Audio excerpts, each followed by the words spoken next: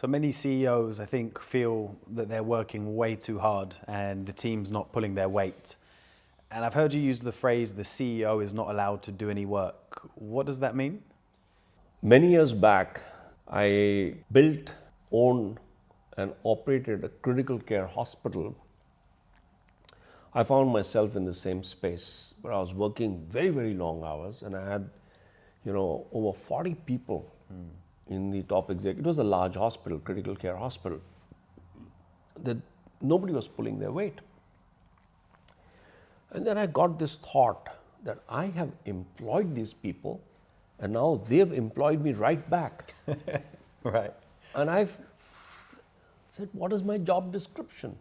And I found that my job description was that I am the key and the biggest problem solver in my organization. And I love to solve problems. I suddenly realized that I'm an addict.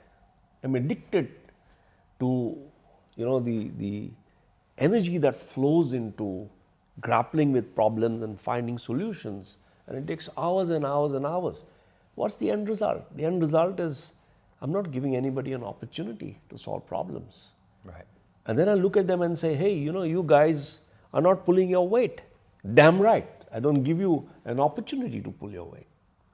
So the point is, if we start empowering people, enabling people, and giving them, a way to contribute, a way to participate, what begins to happen is that you start getting a lot of the problems getting solved. And as a check and balance, you can ask people to process whatever problem or issue there is and come up with a solution and share that solution with you. And sometimes there could be A and a B, shall I do this, shall I do that?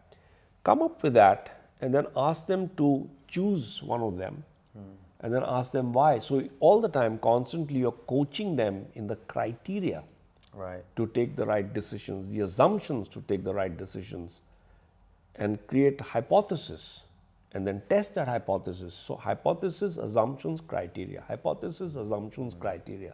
And as you are working with them, they get to a place where they are able to solve more and more complex problems. And that is really the role of the CEO. So if you really step back and think carefully about this, the context that the CEO brings to that core team is where the problem is. And most CEOs bring a context called, you're not able, I'm able. The moment they flip that context to, you are able, and I'm standing right behind you, take the call. So what if you make a mistake? I'm right behind you. If you don't take a call, you get into trouble. If you take a call and we lose money or something happens, no problem. Learn from it and move on. As long as they're sincere, they're hardworking, they're good people, then this begins to work.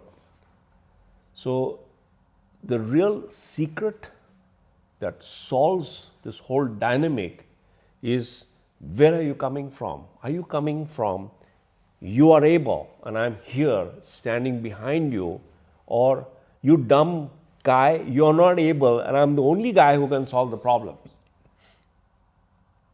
So that's the dynamic that I see, and it's quite strange. So you're the architect of non-performance of your own core team.